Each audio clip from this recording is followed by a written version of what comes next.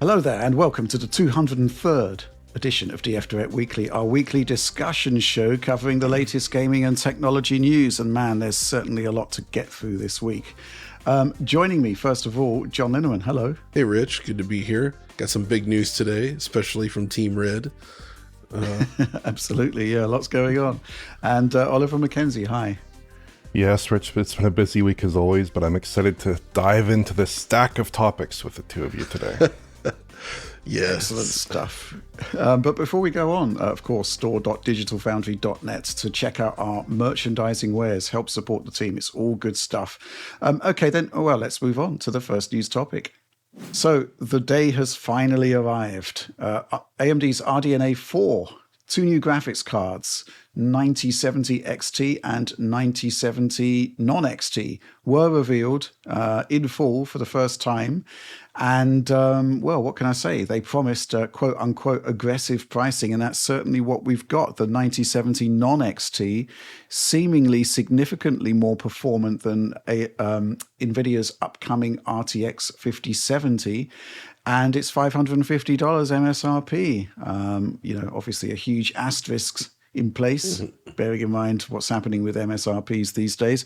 But more to the point, a seemingly significantly even more capable card that's just $50 more, the XT model. All of which is very, very interesting. And the presentation was certainly confident and hugely impressive, I'd say. Oliver, I'm going to go to you first for your thoughts on this. Yeah, well, first of all, with those two cards they laid out here, the 9070 and the 9070 XT, I think that differentiation is really interesting, like you mentioned, because in the surface, the 9070 is like really similar to the XT. It's really just that, on the hardware level, it's really just that cut down in CUs from 64 to 56 there. And there's also a big clock speed reduction, which is interesting, about a 450 megahertz odd clock speed reduction there. And then a big TDP reduction at 220 watts total board power there, I think. And the same memory interface and the same memory amount. I think the same memory speed as well. I think the bandwidth figures are the same there. It kind of reminds me a little bit, this is going back a ways, but it kind of reminds me a bit of the differentiation between the 7850 and 7870, where there was like a small-ish reduction in CU count for the 7850, but a big clock reduction. Like I think you're going from 1 gigahertz to 800 megahertz in the 7850 there. But if you did overclock that 7850, which had a lot of room to overclock, you could get it to 7870 performance. Indeed, that's what I did quite easily. You could get it to that higher bound of performance. You get it to like 1100 megahertz or so without too much difficulty usually. So I kind of wonder if the same could be true here. Now, there could be some power limits, there could be some voltage limits, etc. But both use two 8-pin connectors. So in theory, maybe that's the case, or maybe AIBs will have some room there to increase performance there, because it does seem like a little bit more of a software limitation here than a hardware limitation necessarily between those two cards. And the price differential doesn't make a whole lot of sense either, because for $50 more, you're getting a whole lot more performance, at least in theory. We'll have to see how that works out here, but that seems like it's the case here, and that seems like what AMD is signaling. One thing that I did note regarding those prices as well was when they cut to specific price numbers for the two cards, the audio sounded to me like it was recorded in a different space or with AI or something, an AI voice generation, because it sounds tonally completely different. It has a more artificial character to it. Now, I think that's just they were working on the prices until the last minute possible here. Yep. But yeah, we can talk more about the architectural side of things, but I think the two cards, just on a basic level, the performance they're specifying here, the kinds of improvements that they're going through architecturally, obviously, I think it's a really compelling offering, especially for that XT model, which looks like it's going to deliver, competitive performance with the 5070 Ti in a lot of respects, but for a lot less. Now, we'll have to see, of course. Everything we say here comes with a big caveat, because as we've seen recently, MSRP doesn't necessarily mean a whole lot in the context of retailers selling individual products and various supply shocks and tariffs and all these different factors, right? But if the pricing does end up being similar to this, then I think AMD has a real a set of cards here that's really quite compelling, I think. Mm-hmm, absolutely, yeah. The performance level of the card, specifically the 9070 XT, is really, really exciting. I mean, AMD is quite open in saying that they're not quite as fast as the 5070 Ti with the XT, but then again, you look at the base sticker prices and there's a massive gulf between them, and they're saying you can overcome any particular gulf between the XT and the 5070 Ti with overclocking. All I would say on that is that obviously you can overclock the 5070 Ti as well. But the point is that, well, what can I say? Whether you're talking about minus 2% in gaming or plus 2% in gaming, to the user, it's basically the same thing. We're kind of very, very close to margin of error differentials there. You put the two cards side by side running the same things, and you will get a visually very, very similar result that I doubt many people will be able to tell the difference between. But I guess what you would be able to tell the difference between is stuff like the path tracing and multi-frame gen, that sort of thing, which I guess NVIDIA is going to be leaning into quite heavily on this. But John, I'm interested in your take on the whole presentation here, because you just watched it, right? Yeah, I just watched it this morning, and I have to say it feels like a new generation of AMD, like a level of confidence that I don't feel like we've seen anytime recently. I mean, they've kind of made it clear that they're no longer targeting the Halo cards, the super high end. But I feel like what they've proposed here actually very much fits with what I would say a good percentage of PC gamers would be interested in, where it is the proposed performance targets. We don't have the numbers yet, obviously, here. They seem very, very aggressive and pretty capable for the types of games out there right now, and in line with where you would hope it would be. So like, it's not ultra high end, but it's high end enough, and maybe that's really where they need to get to. And when you combine this, so I'm looking at it from this perspective. I've been thinking about AMD more lately, specifically because of the CPU side of things, right? With Intel sort of stumbling, I've been thinking about the actual Ryzen CPUs and thinking maybe that's where I'm going to go next for my upgrades. But it always felt like the GPU side of AMD was trailing far behind and lacked that sort of confidence and swagger that the Ryzen team has shown. And it definitely feels like they're trying to take a step forward here and put down a flag in the sand and be like, this is the area that we're targeting with our GPUs now. And that very much fits a certain subset of customers. So I am happy to see that they're taking things like ray tracing more seriously, implementing sort of more machine learning elements into the FSR pipeline. They're making really positive steps in that regard. So I like to see that as well. The pricing stuff, as you said, I was actually pretty shocked by those prices, but we have to see how it shakes out in the real world, because it highlights one of the disappointing things is there's no actual reference design, which we kind of knew about, but like the fact that they show a fake reference design in the presentation, I found slightly odd, because that's a good looking card, right? Like the one they showed in the presentation many, many times. I like that design, and I feel like releasing that with that set target price would have been a smart play, but we'll see. Oliver, you saw the XT at CES, right? When you did the FSR 4 demo. So was it a reference card, or was it some sort of third-party offshoot? It was not the reference card, at least that they showed here. It did say it was an engineering sample. I presume then it was some variant of a third-party card. Although it was like not a particularly enticing design. I mean, we have some footage of it running over here, but I think you can tell it's not a super exciting design relative to this reference design, which who knows if that's an actual like real product that could be shipped, but it certainly does look quite compelling, I think. I think, I think the issue with the reference design isn't so much the fact that, we quite like the look of it or whatever. It's the concept that reference cards are typically sold at MSRP. And there are no reference cards happening with either the 9070 or the XT. So the press have been seeded with obviously third-party cards, because there is no reference card. So the question is, what is it we're actually reviewing, and how much is it going to cost? That's questions that we kind of need answers to. And similarly, what are the price markups for that the third-party board manufacturers are going to put out there?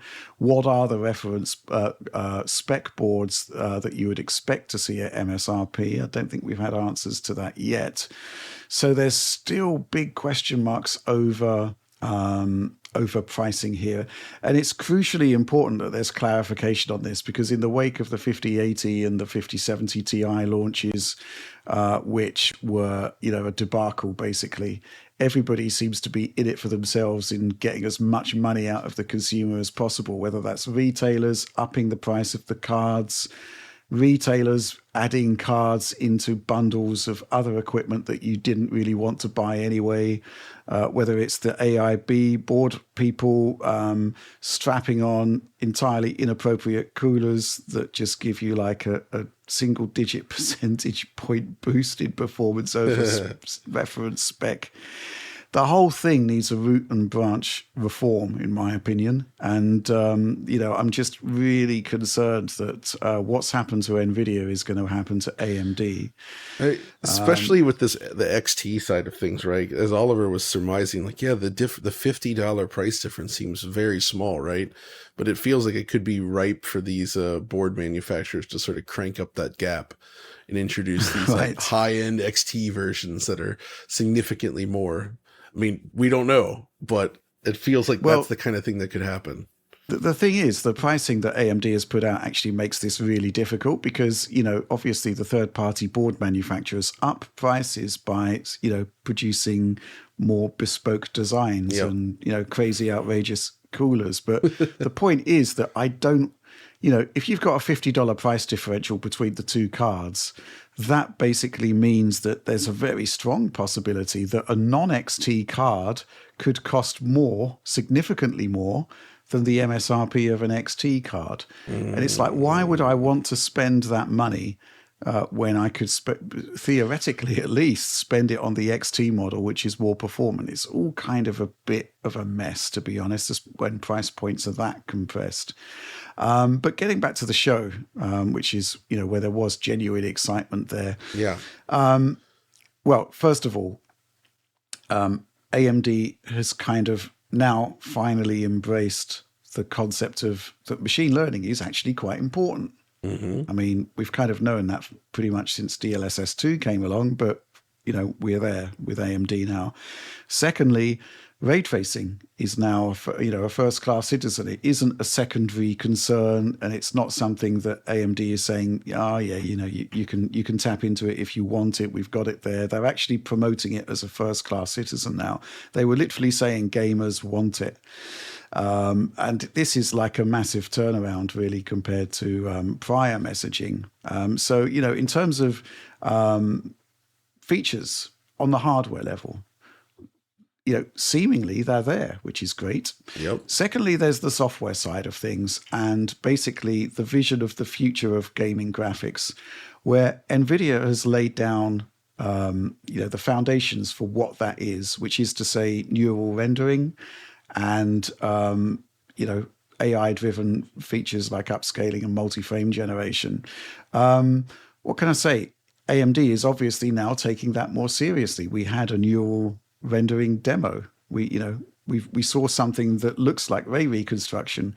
FSR4, obviously they're taking that a lot more seriously, to the point where they've kind of left behind this concept of a upscaling solution that works on all cards. They're now embracing the concept that they're going to need to actually use machine learning. I'm curious what you make of that, Oliver. It seems like a step change from AMD here. Yeah. I mean, the machine learning performance does sound quite a lot better for what they've quoted here. And they have support for FP8 formats, which is quite important with acceleration there, in part because FSR4 sounds like it requires good FP8 acceleration. And so porting FSR4 to older cards might be a little bit challenging there. I know that's something that's come up in conversation, and AMD has mentioned that they're considering porting that to older cards, but it might not be possible there. In terms of the other aspects of the architecture, I mean, a lot of this stuff was disclosed when we talked back to Mark Cerny in terms of the ray tracing acceleration. They have a BVH8 acceleration. They're doubling the intersection engines. I think they have hardware stack management as well. They're putting back a doubling of RT performance per CU, which makes a lot of sense here. I am curious about performance in games that use ray tracing, because I think performance should probably be, at least from what they've quoted, fairly competitive with NVIDIA in games that use lighter ray tracing. Now, games that use heavy ray tracing or path tracing, that's a bit more of a question mark. And then, of course, there's also just the weird benchmarking math of like, okay, where comparing these two cards, maybe using an equivalent workload, maybe with FSR, but in the real world, you'd never probably use these technologies without ray reconstruction on the NVIDIA side. So that's another factor that's a little bit confounding slightly. And then, of course, that gives NVIDIA a performance advantage because they have to use less denoising, and potentially they can get a performance advantage there as well over the AMD solution. So yeah, I mean, that certainly is the case. But I actually think there is one interesting thing here with respect to their machine learning performance and with respect to their ray tracing performance, because they did have a demo here, this Toy Shop demo, this revision of their 2005 Toy Shop demo effectively. And I actually think this shows some of the potential of the AMD hardware here in terms of performance, in terms of having a performant path tracing experience, but also some of the limitations in terms of the fact they don't have that stack of technologies there yet, because there was constant flickering and constant instability in that demo in both the reflections and the GI. It looked really messy, like Lumen at very low resolutions. And the scenes were fairly static as well, and yet you were getting a lot of like specular aliasing, a lot of just nastiness in that image. And then you get into the open world section, there's like a lot of ghosting on foliage, and the foliage looks really, really messy, even though it's only on screen for a few seconds there, you can really tell. So it's like, the rendering, looks good in some respects, but you're being distracted by that low quality image quality there. And they kind of need something like ray reconstruction. Now, Alex and I saw a demo of something that looked a lot like ray reconstruction at CES. It was not quite as effective in terms of delivering a stable, noise-free, sharp image. Now here, I don't know if they're using that necessarily. They are talking about using some kind of neural denoise or some kind of representation there. Perhaps that's what they're implying here. But relative to the NVIDIA solution, NVIDIA has kind of sketched out this landscape of solutions for rendering, in particular for heavy ray tracing titles, that actually does produce a markedly better image. And I think, especially if AMD is going to push into having competitive cards for techniques like path tracing, they need to get some of that stack in their software. I think they need to have some of that capability there, because this demo is really showing, like, even if you have the performance, you kind of need a solution like ray reconstruction to actually give you a saleable image. Yeah, definitely. It was interesting that they brought up Project Amethyst, but no real meat on the bone there, right, Oliver? It was not... So you kind of wonder what's going on there. It was just a one-off mention without even mentioning how it fits into their broader plans in terms of specific techniques or specific hardware. Obviously, maybe that's a ways out at this point, but I know there's a lot of controversy about PSSR and FSR, and that relationship, if any, was not really clarified for us, nor was anything else really clarified. It was a very brief mention. Okay, so we're going to be going into the review period this upcoming week, and I'll be hopefully there on embargo with the details. But I'm looking at the sort of competitive landscape now, and AMD has priced very aggressively, I would say, and yeah, I mean, they're attacking on two fronts here. Basically, we can't really talk too much about the RTX 5070, but the specifications are out there and they're not particularly compelling. It seems to me that with the Blackwell launch, that with every successive card as we move down the stack, we're getting progressively fewer gains over the prior generation.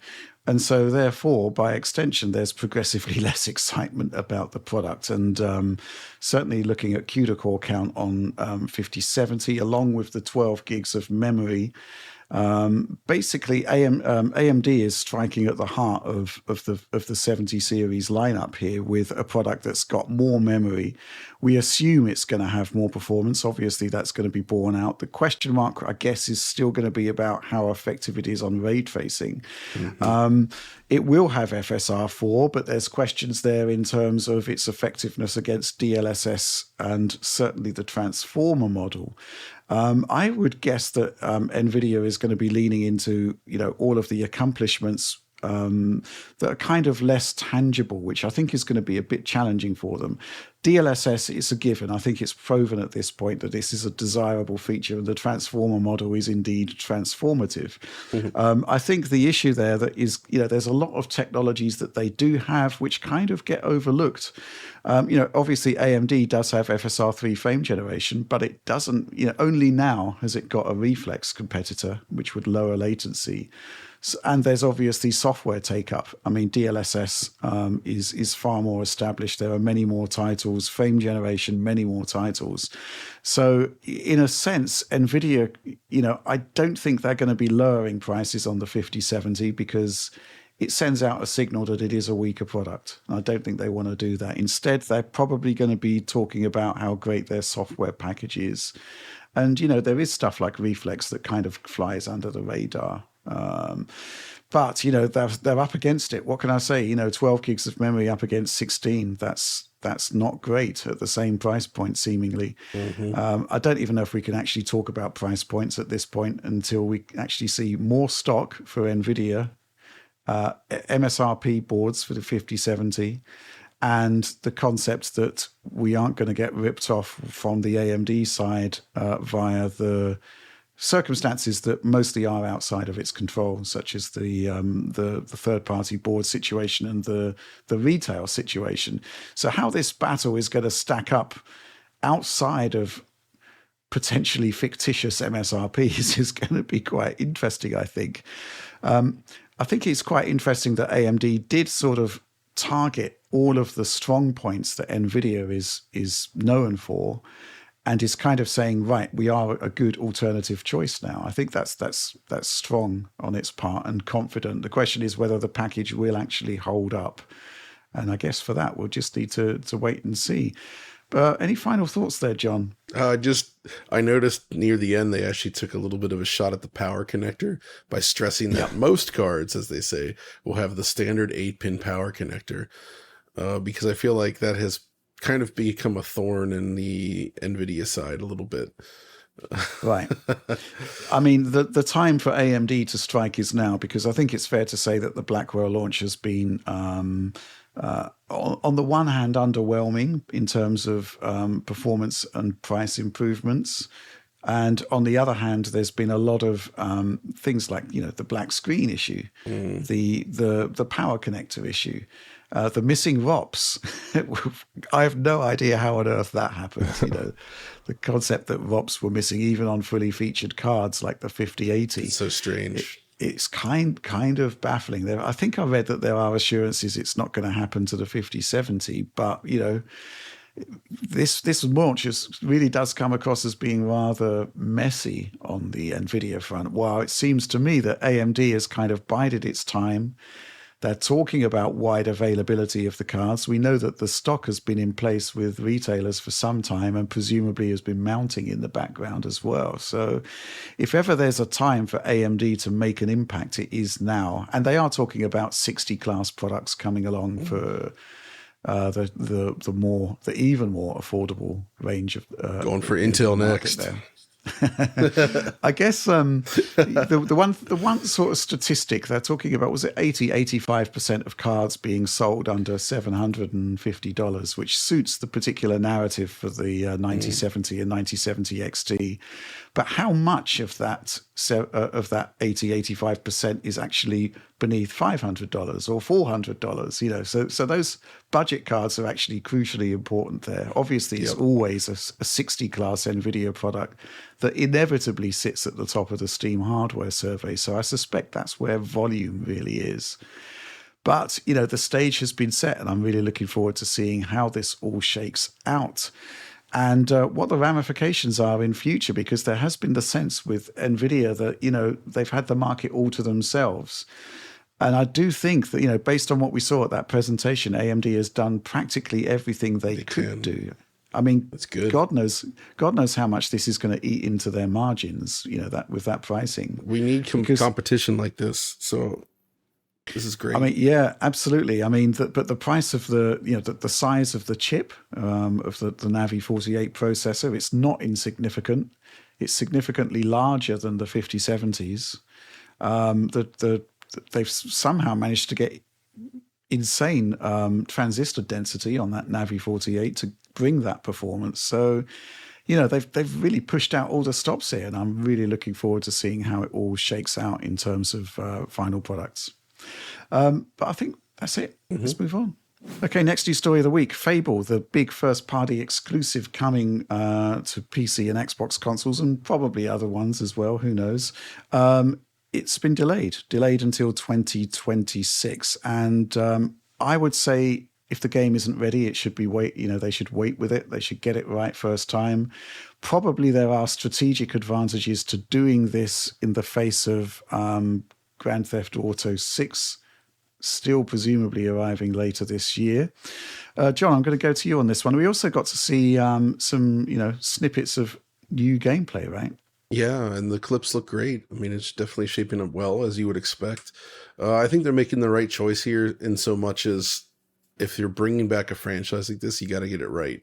And one of the things that Microsoft published games have seemingly struggled with lately is releasing stuff a little too hot, with some issues out of the gate, right? And they need this to be good.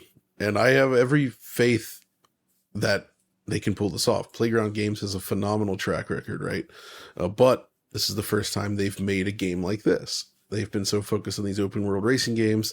It's a very different project for them. I think it's probably coming along well, but yeah, clearly more time is required to get it up to the level of polish that I think people would expect and hope for from a new Fable game by Playground Games, especially. And yeah, there's a little bit of game. So the gameplay footage, the pre-alpha footage they showed is very interesting in that it feels kind of random, right? Like it's just like little snippets of B-roll kind of stuck together rather than presenting it in a trailer form or any sort of way where it feels like it would be more accessible to a wider audience. They just kind of dropped this footage, which I thought was interesting, but it looks good. I'm especially impressed with the density of the various forest environments and just everything going on in those scenes. It looks very, very solid in that sense.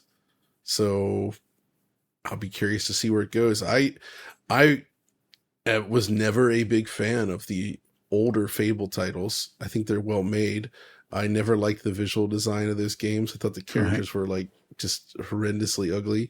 I think it was intentional, but just bad looking in a lot of ways. This to me is a lot more appealing given Playground's legacy, and just I'm curious to see where they go with this. So I remain excited. And then I assume that we'll get the PlayStation 5 release date sometime after. I was kidding. Wait, we probably will. You probably will, right? I mean, that's the point. The new Microsoft, there's, quote unquote, no red lines, as they say. But yeah, Oliver, thoughts on this? Yeah, one of the funny things I did note about this is that new gameplay does look pretty good, but unfortunately it's just a 1080p 60 encode on the various sites, which I think is because they're ripping it from the official Xbox podcast, which is only produced at 1080p 60.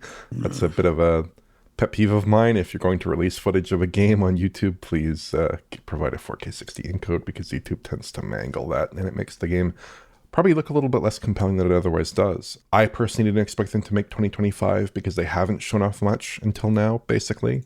And what they have shown off in particular has been like a lot of carefully crafted cinematic content, just like what they were showing in like 2024, 2023. Seemed kind of early, no real gameplay, cinematics with like Richard Iwad walking through gameplay spaces. And, even I saw some comments from some CG artists at Playground saying, oh, we made this sequence just for this trailer. And of course, that's the case. That's often the case with these trailers. But when you're not showing off anything but this carefully curated cinematic content, it does send the message that, it's still in the oven for a little bit longer, I would say. It is kind of interesting here. Microsoft tends to announce a lot of these games pretty far out in terms of time from announcement to release. I think Fable was announced back in 2020, I think, with that initial trailer. It was really, really early. So, I would like to see them tighten up that time period perhaps, or adopt a more Sony-like approach where really Sony tends to announce stuff with about a year left, potentially, or 6 months left, typically, except for like really big titles. What can I say? I thought the footage that we did see, I mean, it did actually seem to be gameplay, right? It looked pretty good. I thought the quality of the visuals was fantastic. So what can I say? I'm hugely looking forward to this. And as you say, the quality of Playground Games is beyond measure, really. And with that in mind, John, I was also thinking about the delay to Avowed. I mean, you played that game. Do you think that delay paid off in terms of polish? Because it did seem to be a really tight game when it came out, right? Yeah, Avowed. So that's an interesting one. I did play Avowed, and still playing Avowed, and I quite like it, actually. And I think it turned out really great. Compared to everything that studio had been known for, it was significantly more polished. But I feel like their approach to game design is fundamentally very different than the way Playground Games has worked in the past. Playground obviously focused on racing games, but their experiences have been so tightly polished to perfection. I feel like in general, like when you sit down to play Forza Horizon, it just oozes that quality and polish in a way. Whereas with, obviously with Avowed, that studio's history is a little less polished, if you will. I actually tried to load up Fallout New Vegas for that video, and it just immediately crashes now. Right. So, Okay. Wow. which I'm sure there's workarounds for that, but I just thought it was funny. Like, oh, yep, this lives up to its reputation. So, but yeah, clearly that extra time paid off. Avowed shipped in a pretty good state, not perfect, but it's pretty darn polished for that studio for sure. But I think with Playground, they've earned this sort of like, I guess, any delay that they deem required to hit their level of polish. I feel like people would be rightfully trust them on that, right? Mm-hmm. Like they've shown time and again that they can deliver these extremely polished games. So if they're going to say, hey, we need this extra time in order to hit our target, believe them. So I'm happy that they're doing it. Yeah. It is quite interesting, though, that historically Playground and Turn 10 were able to, produce brand new games every couple of years. That time is long since past now, and probably for the best, really. Yeah, they were really pushing that for a while. And also, I feel like I love the Forza Horizon series, but I feel like once they hit 5, it's like you can really see that each title was very much building upon the last very directly. And I feel like they can't just keep doing that forever. Otherwise, you risk sort of burning people out on the formula. And so there's that on the Forza side. But then, of course, this is a new game, very different than anything they've made before. So that's also challenging. But yeah, that's true, though. For a while, they had this whole lockstep thing where it was like there was a Forza Motorsport one year, and then they would follow it up with a Horizon game, I think. Or at least it felt like it was maybe every 2 or 3 years you would get a new one of those. Yeah, I would say, though, I do like that they're taking their time with their various titles. Yeah. But I also do miss the period when you could expect a new Forza Horizon game every 2 years. That's something I really did enjoy back in the past. And it's actually been over 3 years since Forza Horizon 5 came out, and there still isn't an announcement for Forza Horizon 6, which is totally unprecedented in series history. Now, of course, I understand why it would take them so much longer to produce a title on this generation of hardware with a game made for this generation of platform here. But, I would like to see, hopefully, an announcement of that title maybe this year and a release at some point in the near future, hopefully, for that game. I assume that they've had to, they've never done this sort of split development before, right? That's true, yeah. So I'm sure a lot of people that worked on these games are working on Fable, but I would assume they're also working on something Horizon-based as well in the background. I think the issue with Forza Horizon was they had this what you might call a sort of iterative journey between each of the series entries there, and the extent to which it was iteration was masked by the change in location, right? Because it just transformed the feel of the game. Yep. Maybe once they reached Forza Horizon 5, they thought, right, okay, it's probably time for revolution, not evolution, which I think is probably the right approach. There's also the fact that a lot of the key members of Forza Horizon 5 actually left to set up their own studio, Maverick. Right, I forgot about that. Yeah. Which probably added a layer of complexity. But even so, it's great to see that there is a new Playground game on the horizon, and just have to wait a bit longer for it. Okay, let's move on. So this one is really interesting. I'm just going to read this gamesindustry.biz headline here, followed by its subheading. 4A Games Ukraine rebrands to Reburn, announces new IP. Okay, fair enough. And then the subheading is 4A Games itself has not rebranded, continues to work on the next game in the Metro series. But what we have got is a trailer for a new game called La Quimera, I think. And wow, this does look absolutely fantastic. Oliver, do you want to take up the story there? Yeah, this is interesting. It's using the 4A Games engine, apparently. And when I was watching this trailer initially, I will admit I was just slotting it mentally into Unreal without even looking at the visuals, because I'm on autopilot so much with these UE5 releases nowadays that a game that looks visually sophisticated that's being released in the future, certainly you think maybe it's UE5. But it'll be interesting to see what our techniques are here, because obviously the 4A Games engine has really well fully featured RTGI that looks quite good per pixel RTGI. And they are showing off this game at 30 FPS, which does seem like a bit of a statement of intent for possibly the console release. That tends to be the case with a lot of these trailers. When they do show it off at 30 FPS, that's kind of their main mode usually on the consoles here. I did note screen space reflections at a couple of points. Now the 4A engine does have ray traced reflections. Presumably that would not be part of the console spec. Maybe that's reading a little bit too finely here, but that's kind of what I'm possibly getting out of this trailer. But that's not a bad thing at all. I think this looks quite great. I think it looks very action oriented, unlike the Metro games, which are a little bit slower paced, more survival oriented, very analog. This looks a little bit faster, a little bit more digital, a little bit more modern perhaps. And I would hope that this is not quite as scripted as some of those Metro titles as well. I'd hope it's a bit more flexible. Yes. And even though this is a story-based single player primarily, it seems like first-person shooter, which is actually something we don't see a ton of these days outside of the campaigns in like the Call of Duty series. We don't see a ton of that. I'd hope that this is a game that is a little bit more flexible and maybe a little bit more open-ended than those titles. That'd be something that would be on my wish list personally. As someone who doesn't really connect necessarily with those Metro titles as much, I'd hope this is a little bit fast and a little bit more fun in those respects. But yeah, there's just a brief tease. But certainly what they're showing off here looks pretty polished, pretty good. And it looks interesting and quite compelling here. I think they're hitting all the right notes in this early trailer. Yeah, John, I was getting some Killzone vibes from this. I don't know what you think. A little bit. I can see what you mean. Especially it's that combination of like all the mechanical electronic armor combined with the sort of like dark setting. And they do a lot of similar visual techniques that we saw in Killzone, which is cool. One of the things that really interests me, though, is that it's set in, they say, a dystopian Latin America in the future.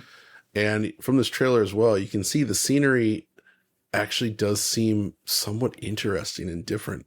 There's a type of flora and fauna and just designs going on here that could be quite compelling. Like right at the beginning, the trailer starts in that rainstorm with all the moving plants that are very reminiscent of that sort of region of the world, like just moving and changing with the weather.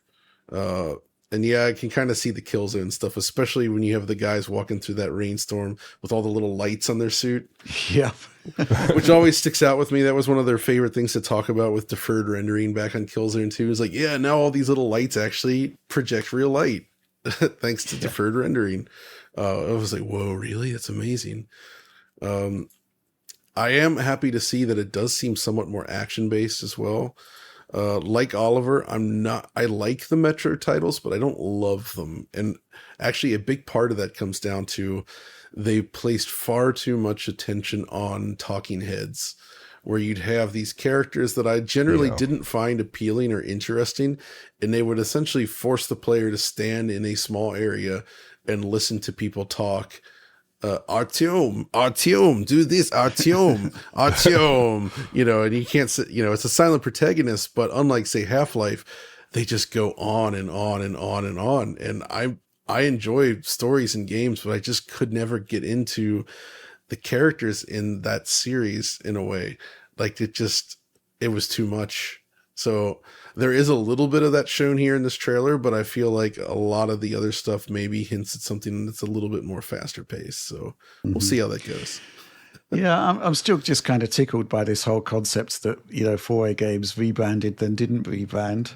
We've got this, it actually caused 4A Games to put out their own statement. Congratulations to our Ukrainian brothers and sisters at Reburn on the announcement of La Quimera, some of whom are former colleagues. For clarity, we have not rebranded or changed in any way. The same founders and beating heart of the Retro series continue to work on the next Retro game from our studios in Ukraine, Malta, and remotely. We are also still at work on our other new IP, as referenced in previous studio updates.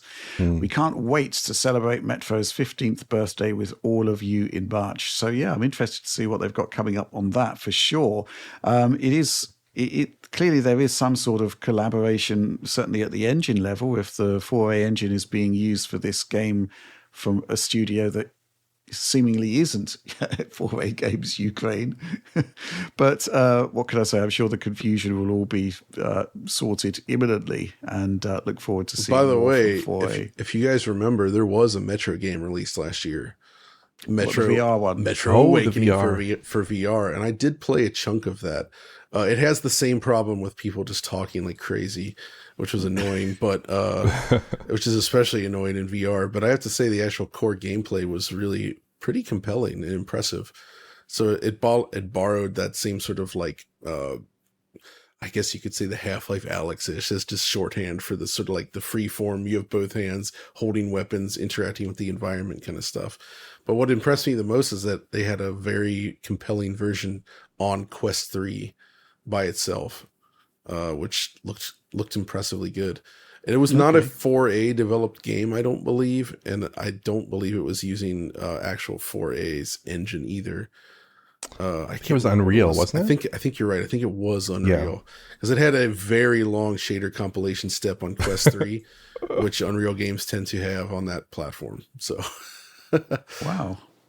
Can't they ship shaders? There's several quests, right? I've actually always wondered this as well, and I'm not entirely sure why that's the case. But yeah, on Quest, you do have games with shader compilation steps. Okay. So bizarre. Yeah. Okay. I bet that does wonders for battery life, just running the CPU flat out. There's been some Unreal games where you start it up and you're just like sitting in this blank VR environment with like a little load bar for like 20 minutes. You just kind of like, oh no. And you know that if you put the headset down and it goes to sleep, it's going to probably stop doing the shader compilation. So you either have to stand there or you put a piece of tape over the sensor so it just keeps going.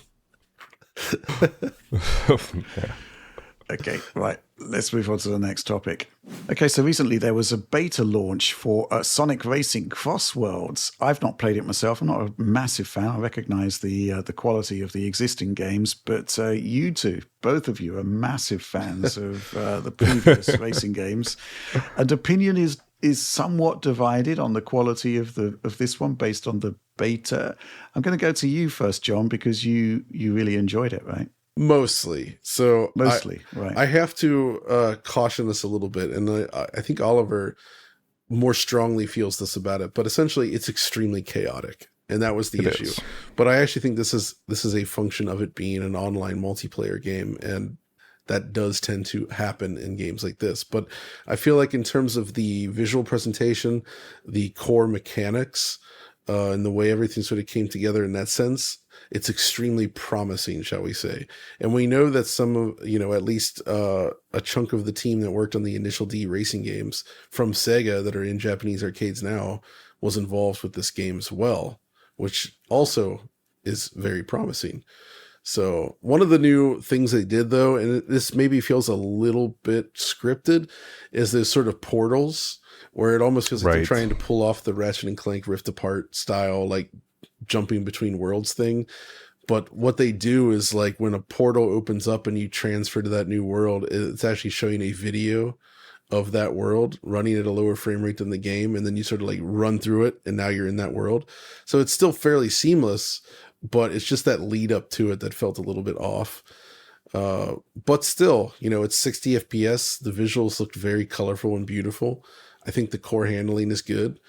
I like that they brought back the sort of like some elements of Transformed where you essentially take on different forms. You're not just racing on land. Sometimes you're in the water. Sometimes you're flying. And that's cool. And they really know how to theme that well with the sort of like giving love to classic Sega, which is great. But it is admittedly, I did think that the multiplayer in this beta was a little bit too chaotic at times. I managed to come in first place a few times, but also you could easily come much lower, just the random nature of it. It's a bit like Mario Kart, but even more like crazy at this point, where there's just stuff happening all over the place, right? And I think that's kind of what turned you away from this a little bit, right, Oliver? Yeah. I came away with somewhat mixed opinions on it, just because of how action-packed this beta was. There are a lot of weapons firing, a lot of vehicles colliding, a lot of hazards on track, vehicle transformations, and like John mentioned, those stage transformations. And the item drops are really, really frequent as well. People are always throwing items, and the items are super, super powerful. Like lots of really, really high quality items there. At times, I kind of felt like I wasn't even really playing a game because of how chaotic everything was and how everything was just getting shuffled up in the order. Whereas with a title like Mario Kart multiplayer, I tend to feel like even though there is an element of randomness to it with the item drops, there is a high element of skill involved as well. And I wasn't getting that immediate feeling here. Now, obviously, this is an early sample of the game, right? But that was my initial impression. And there are also some moments in particular where they're constricting your movement, where the game might be pushing you towards the center of a track before one of these stage transformations, or might be limiting the extent to which you can go left or right during an aerial section, and that makes the game feel a little bit more limited, a little bit more on rails. Sonic Racing Transformed had a lot of the same mechanics like Sean mentioned, but your ability to move through each section of each stage was a little bit more freeform. You could bump into walls a little bit more easily. There was a little bit more kind of stakes in the handling here, and I wasn't feeling those stakes in the handling here. And there was one other big change in terms of the way the game is structured from Transformed, in my opinion, which is that the game seems very heavily stat and upgrade based. Oh, right. So you can select little bits of gear. You might have an item that allows you to collect rings at a greater distance, things like that. And then the cars and the characters all have stats with a heavy impact on gameplay. So for instance, I was playing with Sonic initially, because it seems like the default character of choice, right? And I had a lot of trouble making turns. Like my handling was not very responsive.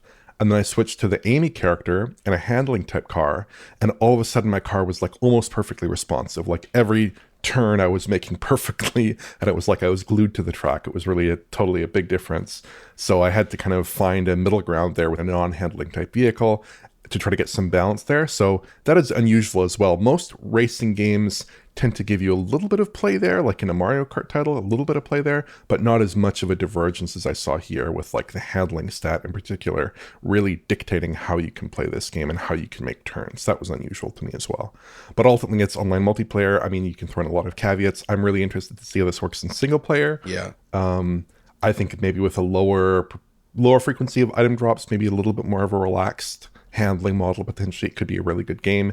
And of course this is a beta, but I actually would expect this to come out in a reasonably soon time period here, because technically and polish wise it seemed like it was in pretty good shape. Graphically, I did look at this in a little bit more detail here, and it counts at 1080p in my counts. It's running at 60 FPS. Again, those are early figures. But that's the lay of the land at the moment. It does seem to be a locked 60 FPS in basically all the gameplay that I tested. It has simple environments, more basic lighting, and more basic assets. Like the beta was only 4 gigabytes in size, but it looks good. And of course, this is a game that's targeting a lot of platforms. We have the Switch, we have last generation platforms, current generation platforms, PC, all that good stuff. I wonder if I'll Switch 2. Yeah, possibly. I'd hope it would be on Switch 2 as well. That would be quite interesting. But yeah, I would be surprised if this comes out later than July or so. It seemed pretty polished to me and pretty much ready to go in terms of the gameplay. There were no major issues outside of like the just general issues that I have with the way that the game currently plays. There's no great issue with any kind of technical aspect, in my opinion. So yeah, I am still looking forward to this one, but I would like to see that single player gameplay, and I would like to see it actually work quite well in that single player context before I give it a stamp of approval. Okay, I've just got one question. Maybe you can answer it, John. Has there been a in-universe explanation for the concept of Sonic requiring a car? Oh, well, so handling a car requires a different set of skills, right? And it's a foregone conclusion that he would win on foot. So in order to have some fun and challenging others, he decided that, you know what, it's time to drive a go-kart. It's the same reason a human would drive a go-kart, with other people on the track. It's just a good old bit of cheeky fun. Right. Okay. For that lad. But humans can't typically run faster than go-karts. Well, I mean, Usain Bolt probably has enjoyed a round of go-karting once in a while, right? So do you think he just wanted to rest up, maybe? It could also be that, but it's, I mean, for him, it's just a game, he just gonna have a bit of fun. It's just recreational leisure. Yeah, exactly. Okay, fair enough. There's still, I don't know, what can I say? It still strikes me like a god requiring a starship in Star Trek Well, it's 5. But the one time they did it the other way was in Sonic R on the Sega Saturn, yep. where Sonic was a character that ran on foot, while many of the others had, I guess, vehicles and such, if I recall. What a game. Sonic R. Good stuff. Okay, let's move on. Final news story of the week, and John, you're excessively excited about this, and I have to admit, having looked at the footage you supplied, it does look quite impressive. Terminator 2D, No Fate. Tell us all about it. Oh my gosh, right? Like, so this comes to us from Bitmap Bureau. We've actually featured these guys before on Digital Foundry. They created Xeno Crisis for the Mega Drive, among others. This is their latest work, and it is an attempt to sort of create an almost like multi-genre arcade-style action game based on Terminator 2, the film. We had Terminator 2 based games. They were mostly light gun shooters, which were pretty fun. But this, my goodness, so it looks like I don't know yet. I haven't confirmed with them, but based on what we're seeing here, I suspect that this is a Hank Nieborg joint in terms of like directing the art design, the legendary pixel artist. We know that Quang, who we always met at trade shows in the UK, Rich, who wore the tiger suit, super nice dude with a huge console collection. Yeah. He's involved in this too. He's been working on this with the Bitmap Bureau. So, which I'm really happy to see, because he's a talented dude who's made some cool stuff on his own, and now he's working with these guys. They're really doing something interesting. So it's this perfect fusion of like beautiful pixel art and visual design. The soundscape they seem to be crafting feels suitably Terminator, but then the gameplay itself looks really interesting. So you have like run and gun Contra-like sections in there. You've got like sort of more stealth-like sequences in there, right? Like breaking out of prison and all that, right?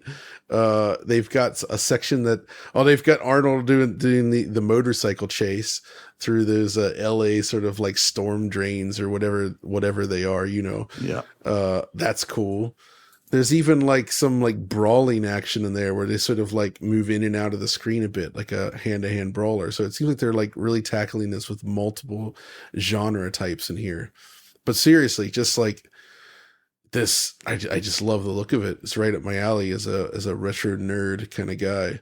But and then of course the continue screen that they show at the end there with the the thumb in the lava.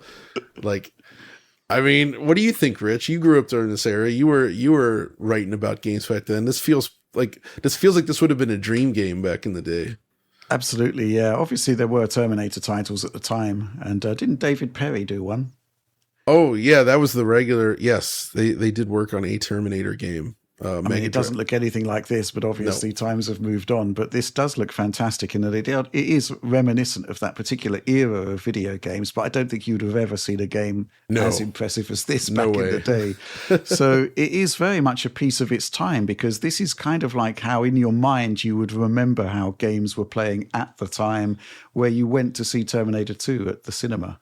And we actually had press tickets at the time. So nice. Yeah, so I guess that's another reason why gaming and Terminator kind of hook up for me personally. But I just love the way the nostalgia level here is off the charts, because the way they've adapted areas of the film into gameplay, it just looks like pitch perfect. It looks absolutely brilliant.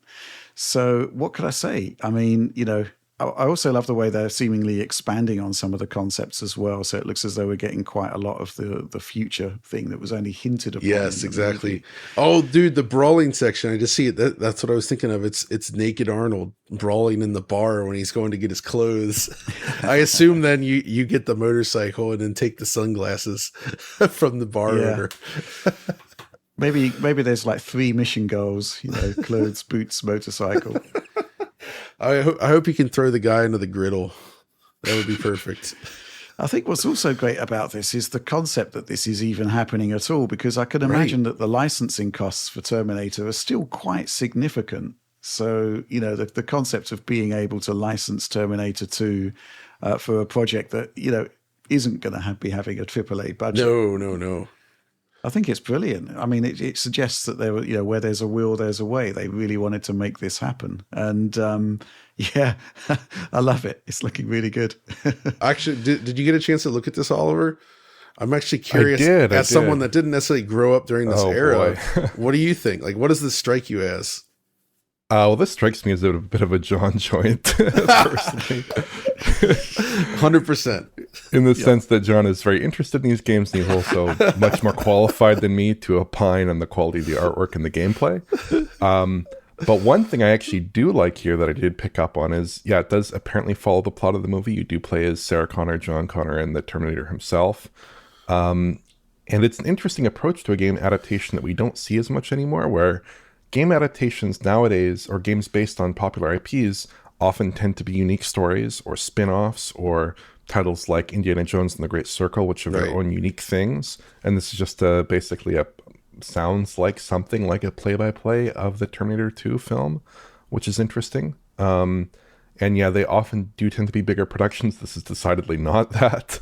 No. But I think it feels quite refreshing as a result. I think this is an interesting game for the Johns of this world, and I'm certainly excited to possibly take a crack at it myself, because it does look like a pretty good action game here. It does look fun, right? And you have seen Terminator 2, right? I have many years ago, but I have. Just making sure. All right. The only sort of major diversion I can see is that I can't see John Connor telling the Terminator not to kill anyone in this one. Seems that there's plenty of killing going on. Yeah, that's true. There's some killing going on. Okay, that's it. That's the final news story. So are we going to crack on now with supporter Q&A, which is the part of the show where every week we ask our supporters for questions. We choose the best or rather the ones we're best equipped to answer. And we're going to start off with this one from Degenerative AI. And he says, Forza Horizon 5's PS5 graphics modes have just been detailed. RT in gameplay on Pro! Exclamation point. And he's saying, well, it's just listing the features here, which is nice. Saves me a bit of time. Forza Horizon 5 on PS5 features 2 rendering modes to choose from, performance 60 FPS and quality 30 FPS. Okay, this is standard stuff, right? On PS5 Pro, the performance mode receives increased visual fidelity, while quality mode adds ray-traced car reflections to races and free roam. Oliver, isn't races and free roam basically the whole game? Yes, I think maybe. The point of clarification there is, I presume in that base mode you might have, in the quality mode, ray tracing within the game's garage segments, right? That's obviously was the point of some controversy, given that some of the original Forza Horizon 5 promotional material was using ray tracing in game, but they actually added that to PC at some point. So yeah, it does sound like that's going to make the conversion to PS5 Pro here, which is certainly interesting. It does settle ultimately that kind of question that people have been poking around and posing to each other as to whether these Xbox, Microsoft Game Studios titles were going to have significant PS5 Pro enhancements, especially feature-level enhancements over the base PS5, as opposed to something that's a little bit more passive, like a DRS tweak, or maybe we bump the resolution up if it's a fixed resolution, that kind of thing. This is actually a big feature-level advantage for PS5 Pro here that does make it stand out, at least on a spec sheet. We'll have to see how it looks in person, obviously, but adding RT during gameplay is definitely a significant upgrade here. I'd be curious to see if PS5 Pro, they're talking about enhancements in the performance mode as well. Maybe they're going to go up a setting in terms of adding the quality mode, LODs and things like this into that performance mode. That's a possibility here, perhaps. And I could also see them, possibly using a different anti-aliasing solution, possibly PSSR, who knows here, but that could be another possibility. I'm excited to see this personally, and I think they're releasing it in just a couple months here, I think on April 25th. So that should be compelling, and I'm excited to take a look when it does come out. I think it is, it speaks to the quality of the game that, several years on from release on Xbox, we're still excited about it and really looking forward to seeing it on PlayStation, and very curious to see how the Pro version is going to scale beyond, and of course how the PlayStation 5 version compares to Series X. I'm strongly suspecting that it's probably going to be entirely the same feature set, pretty much. I don't see any reason why it wouldn't be, but the Pro, extra ray tracing, nice, and I'm going to be, well, what can I say? I would expect to see more from the performance mode, definitely. Yeah. Thoughts, John? Yeah, that's the main thing I want to see, because the performance mode on Xbox was always a bit heavy with the pop-in Yes, comparatively to yeah. the quality mode, because it Yep. does have those long draw distances, right? So if they could increase that, that would be wonderful. The ray tracing actually, in this case, probably isn't really that big of a deal, given how it works in Forza Horizon, where it really is just car-on-car reflection, Yep. and it was very limited on PC. It was a nice feature, but it's not like, say, what we saw in, like, say, Gran Turismo 7's ray traced mode, right, on PS5 Pro, where it's not just cars reflecting, it's the entire thing, like the whole environment, the whole world reflects, right?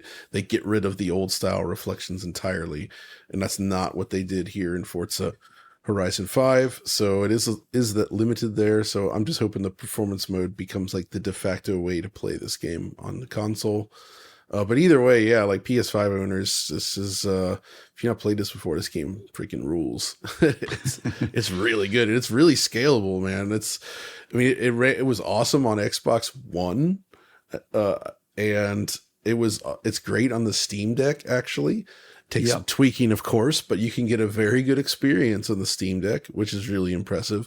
But then it scales up, and it still just looks phenomenal. It's one of the best things that Xbox has published this whole generation by far, I'd say. Yeah, absolutely. So obviously, there's much to look forward to there. Really looking forward to seeing it. Let's move on to this next question from Marcus. Hey, Foundryman! Exclamation point. We just had the Pokemon Presents showcase. There's already speculation about whether the footage of Pokemon Legends ZA or ZA is running on Switch 2 hardware. Is there? Personally, I'm skeptical, but I'd love to hear your analysis. How does the game look overall from a technical perspective, and do you see any indications that it might be running on next-gen hardware rather than the current Switch? I was actually asked this question by some colleagues over at IGN, and it was like, well, no. But I'm wondering whether you've got any particular insights on this. I think basically from just from a strategic perspective from Nintendo's side, the concept that we'd see anything on Switch 2 ahead of the upcoming Direct is probably, completely off limits. And I'm not seeing anything personally there that indicated anything next generation in nature, but I'd be interested in your take, Oliver. Yeah, so I would say this is definitely not Switch 2. It looks very similar in overall visual character to Pokemon Scarlet and Violet from 2022, which we took a look at.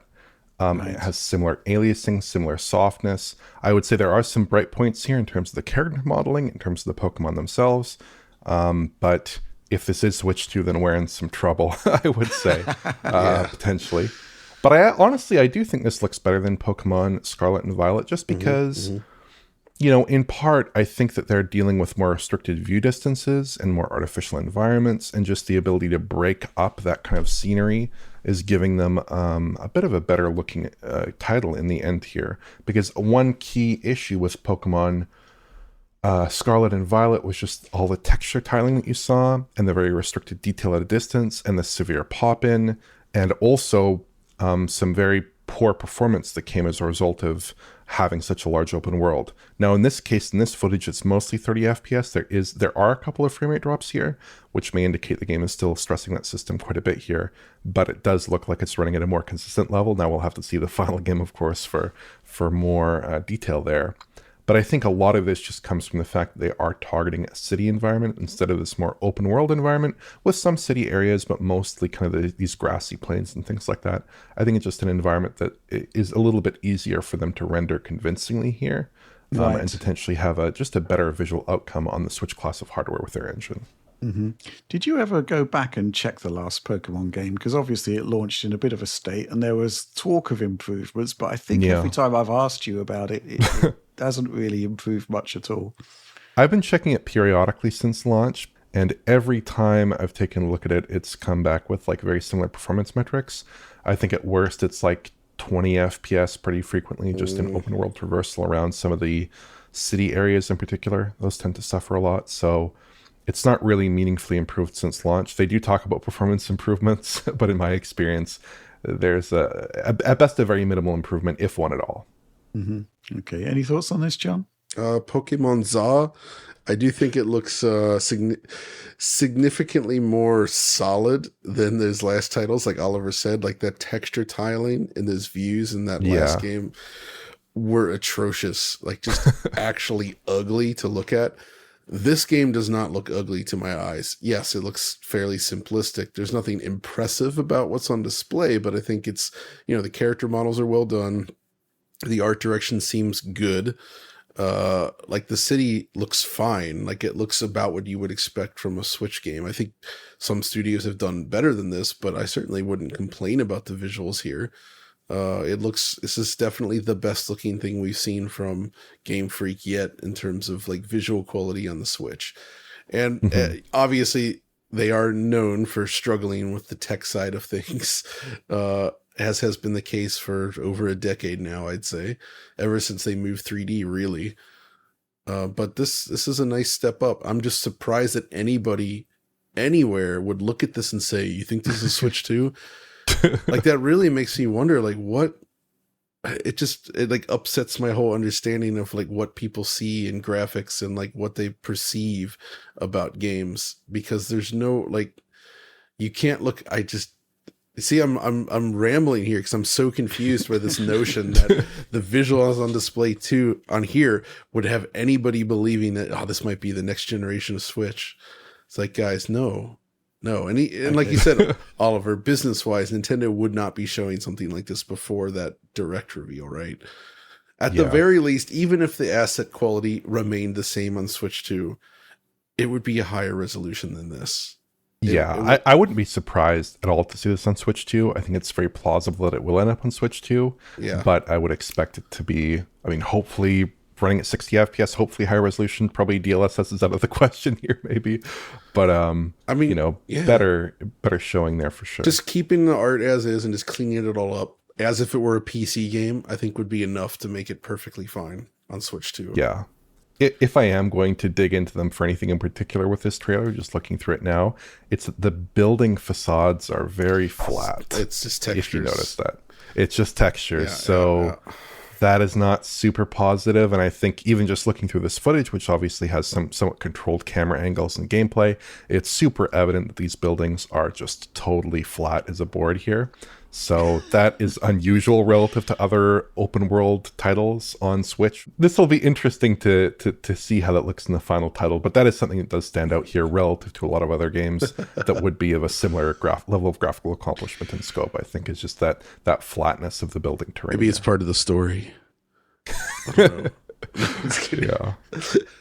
Well, the release date is slated for late 2025, so one would expect that to some degree there has to be some level of Switch 2 support, even if it is just making this look and run a bit better. You know what I mean? Mm-hmm. Who knows, though? Let's move on to this question. It's from Anxiously Chrono Triggered, and he asks, "Hey gentlemen!" ! Do you think we'll see FSR4 in PC handhelds anytime soon? Cheers. Well, that's an interesting question because I think our first visibility on anything called FSR4 was a comment from an AMD exec saying that they wanted to see it in PC handhelds, and that it was seen as a pretty crucial part of the strategy. Oliver, what do you make of this? I guess fundamentally they're going to need to make an APU that has an RDNA 4 GPU. That's exactly my thought.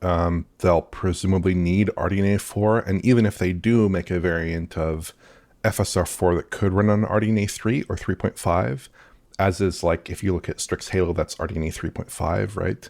Yeah. Then I guess one question would be, is performance good enough, right? If they make like an FP16 version of FSR4, would that be performant enough in that class of hardware?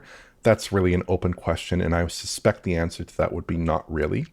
So They would have to introduce some new handheld APU that does take advantage of RDNA 4 here, I feel.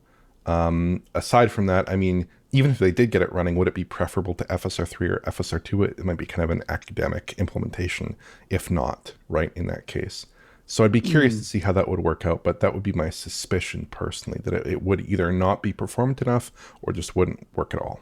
Right, or we need an an RDNA 4 handheld, basically, which is Yes. some way off in the future, I would say. But I think that's probably the end game, and I think there is a good role for FSR 4 to play, because right now, there is the sense that you know you need upscaling on a lot of these handheld games, and you're just working on another too big for Steam Deck. PC, are I you not, am. Oliver? Yeah, I and am. so upscaling is proving to be quite important for those challenging games on handhelds.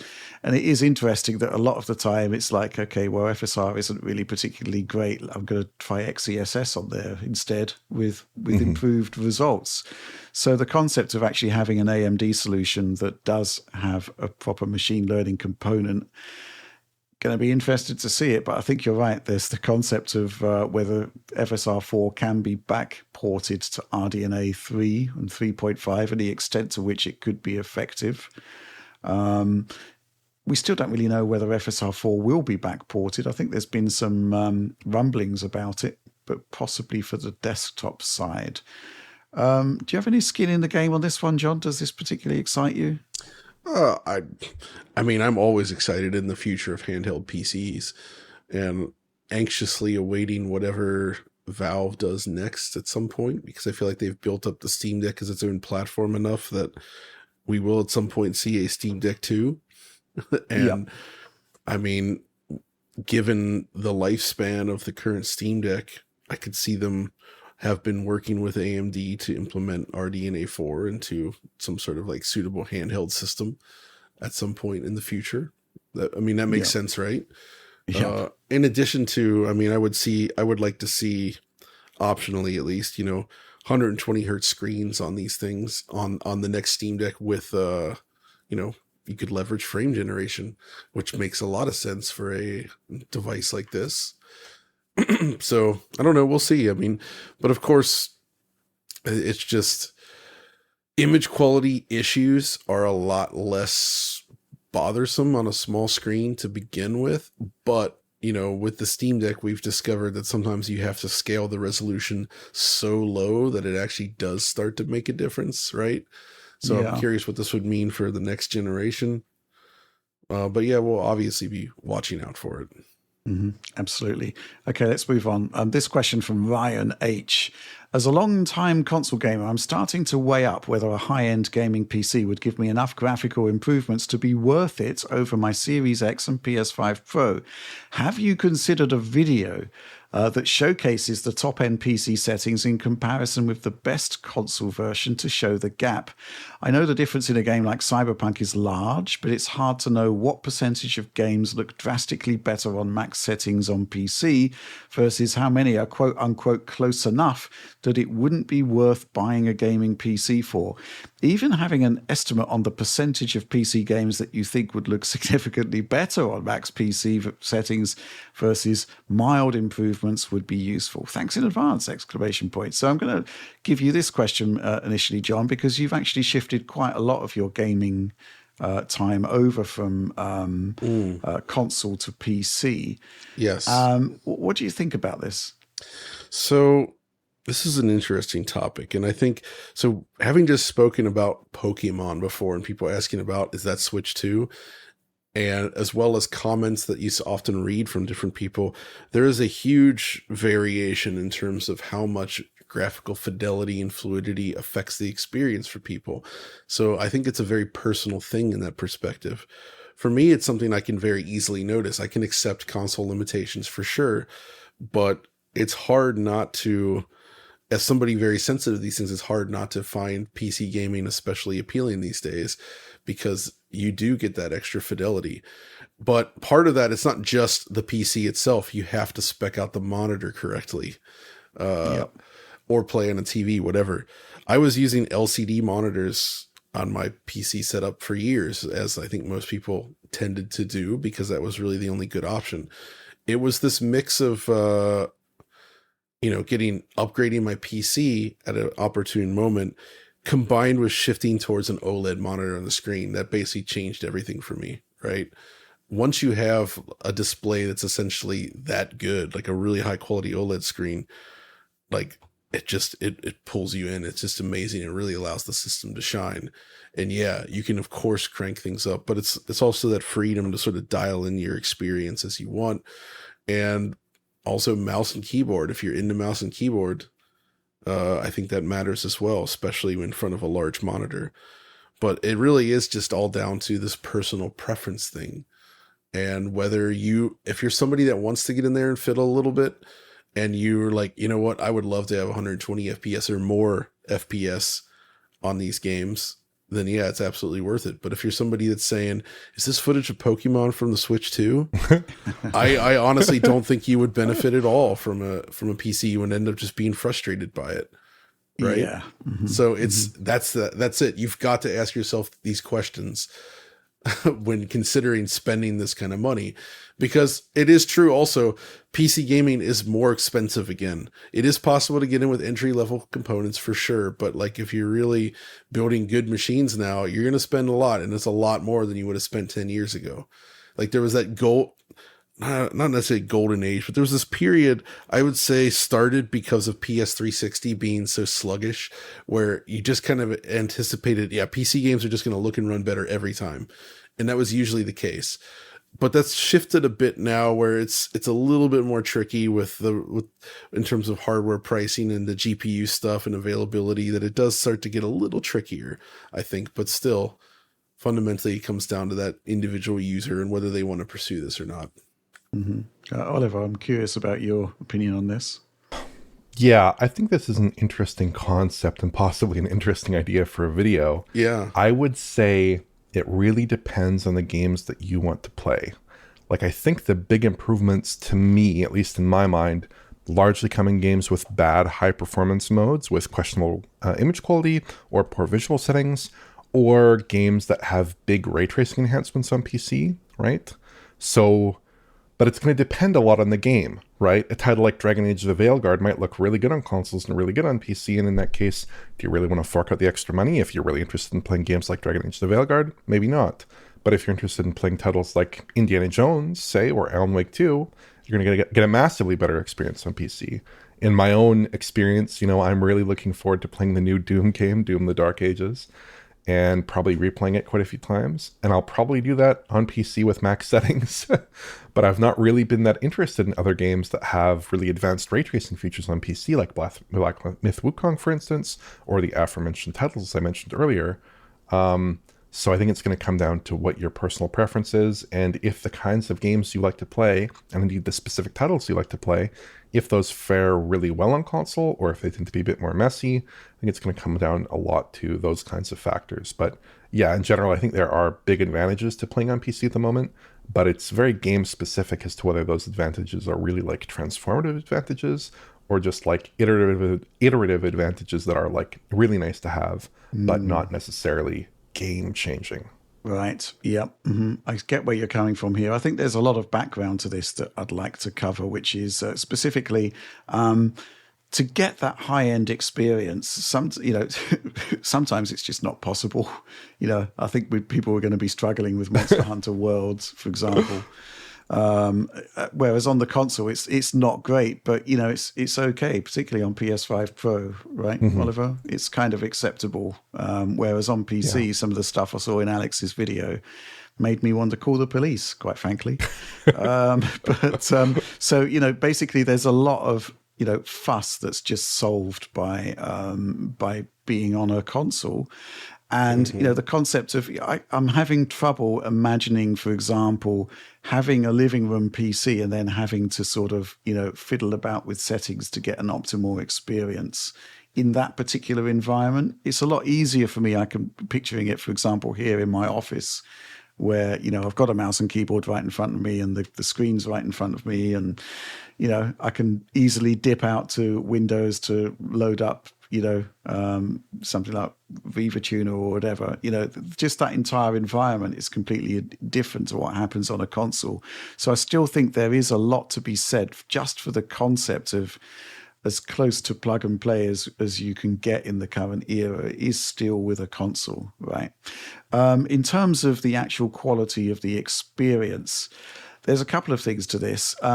First of all, particularly in a CPU bound scenario, you do have the ability to just power past some of the problems the consoles have.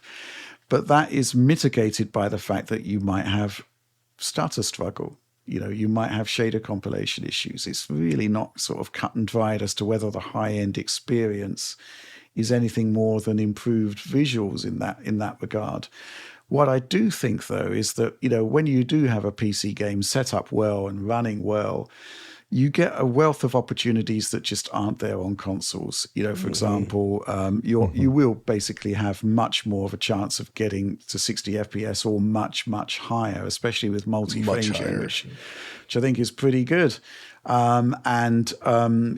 have this experience now where you can have like path traced visuals. That's not ever going to happen on a console in the current generation, right? And all of this stuff is really nice to have, right? So there are high-end experiences, and there are, specific titles where, I can recognize there are limitations on consoles that I can power past on PC.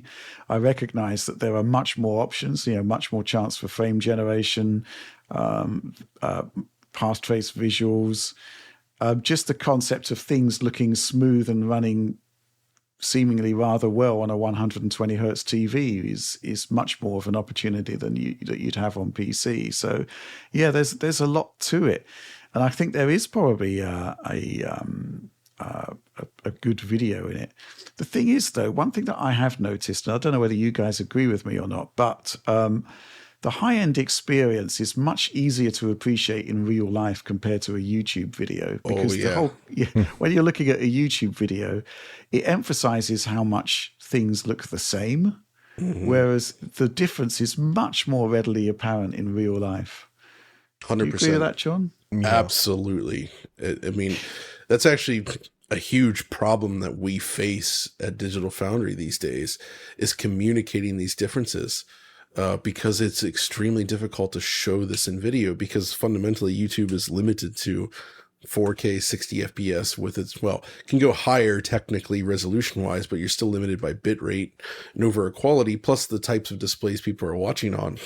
Yeah. But part of this PC high-end experience is hitting these high frame rates and that extra responsiveness that you get from it. There's just a difference there that's really hard to appreciate through just pure video. And it does make a big difference.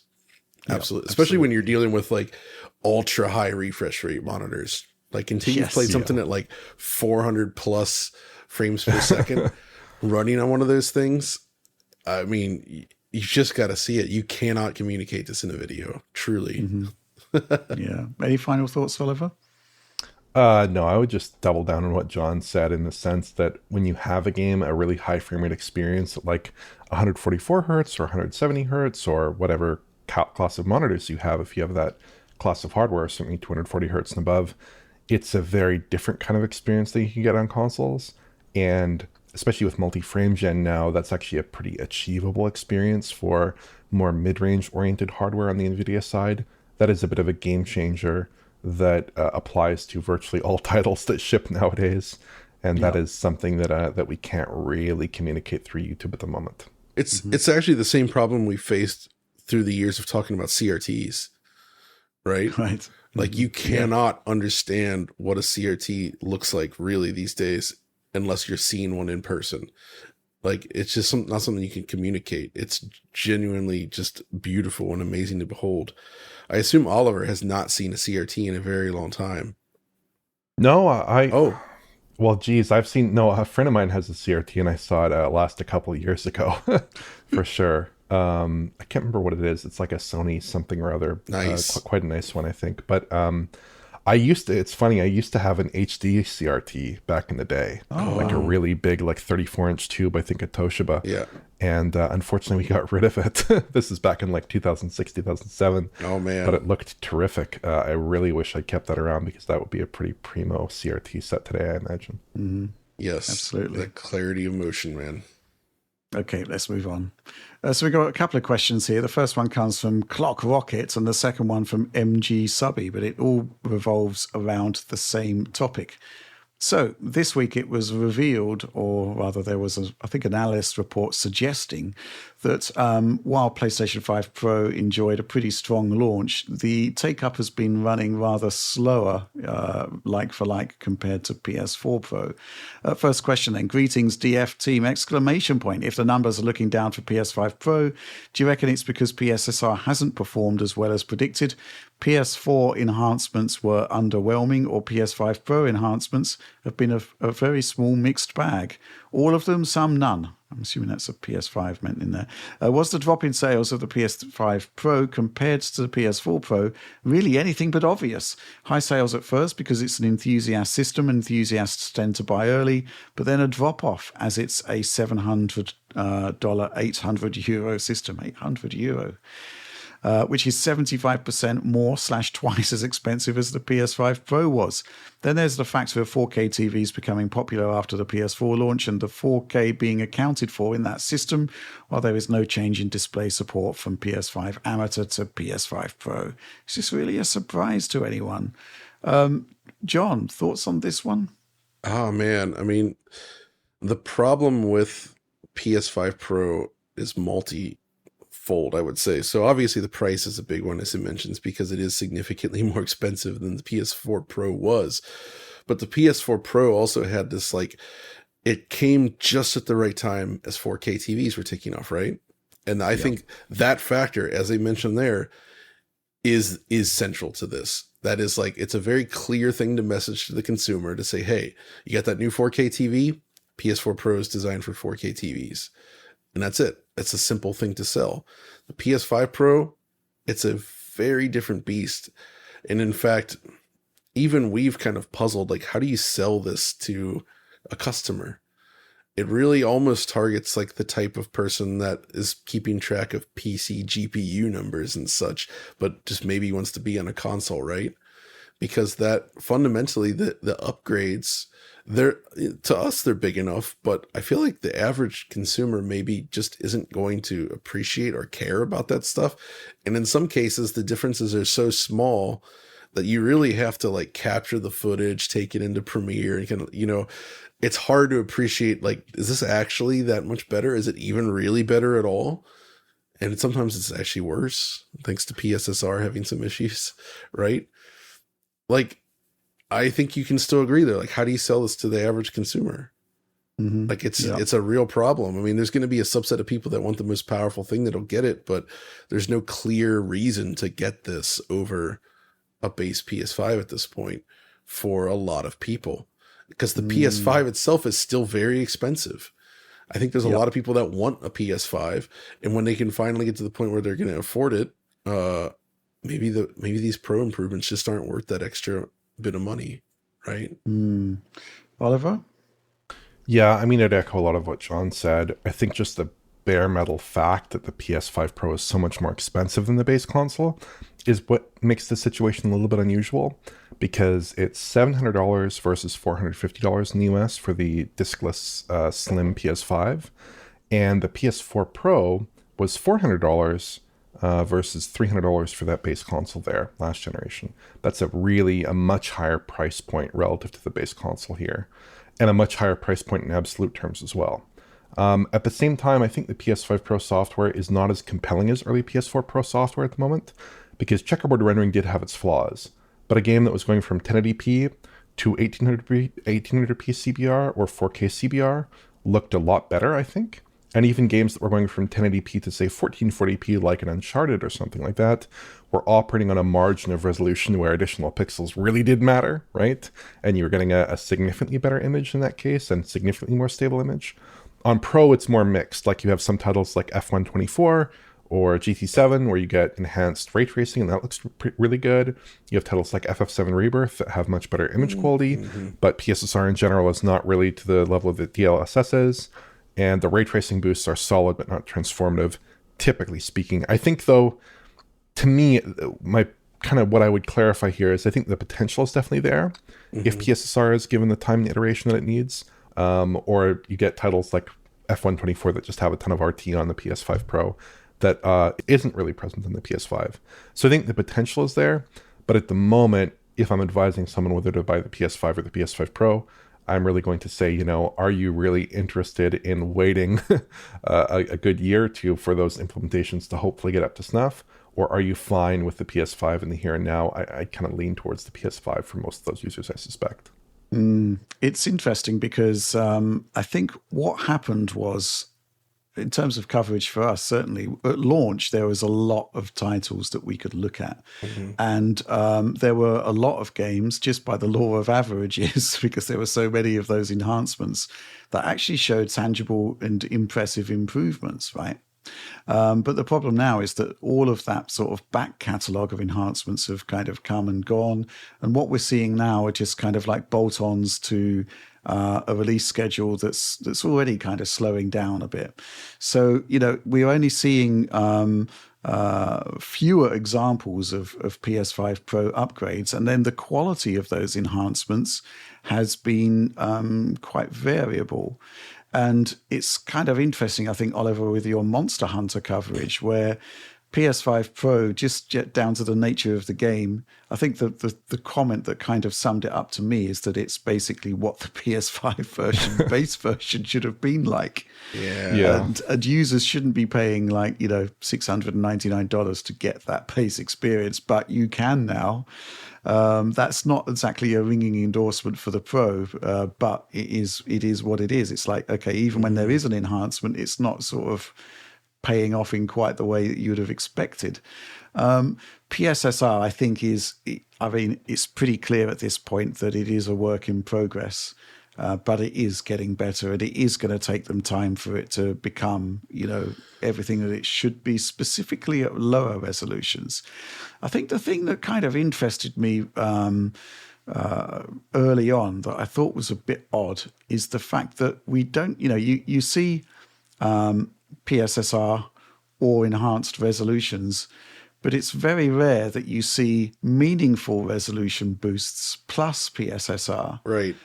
And I was also thinking back to, The Last of Us Part 2, and I guess Part 1 as well, where, the performance mode still actually has the same base resolution as the base console version. And obviously PSSR works nicely from that base resolution, and you do get a good upgrade overall. But I'm curious why they didn't actually increase the resolution there. What do you think, Oliver? It seems like if you are increasing the resolution of some of the post-processing and you're adding in that 2.1, 2.0, 2.2, whatever millisecond 4K upscale there with PSSR, it seems like that basically eats up almost the entire margin of additional GPU time. When we did testing in The Last of Us Part 1 and Last of Us Part 2, with the PS4 running with the PS5 running in its performance configuration and the PS5 Pro running in its Pro configuration, we saw that in general, actually the frame rates are very, very similar there. So they're eating up almost all that additional GPU time, if not all that additional GPU time, with that enhanced post-processing and with that PSSR upscale. Now, in cases like Monster Hunter Wilds, where the performance mode I don't think has a 4K upscale there with PSSR, instead it's probably operating at like 1080p or perhaps somewhat higher, but not for a full 4K. There you actually do see a significantly higher internal resolution where the game is like bottoming out at 1080p instead of 720p on the base console. So I think that's really what it comes down to, is that expense of the additional processing time needed for PSSR going to a high resolution primarily. Yeah, and we've actually seen reductions in native resolution by using PSSR as well, which I find quite fascinating as well. So, PSSR in general, I do think it's work in progress. It will get better, and it kind of has to, because, that's basically the direction of travel for the whole industry at the moment, and likely a key component of whatever PlayStation 6 is going to become. In terms of the drop-off in sales, I think it's exactly as MG Subby says, which is to say that it costs a lot of money. And the enhancements are only going to be enjoyed by, people who want best of the best. I think the other thing to factor in is that, when the PlayStation 4 Pro came along, it wasn't actually that much of a premium in terms of MSRP to actually go for the better model. $100 more. I guess maybe in real world terms, the gap would have been wider because they would have been more aggressively bundling the PlayStation 4, and probably would have been more sale deals, that kind of thing. But even so, the Pro was still attractively priced to the mainstream user. And I think, obviously it's becoming clear that $700 or 800 euros, wow, that's proving to be a bit more of an issue, right? I think that's just basic. Yep. Anyway, let's move on.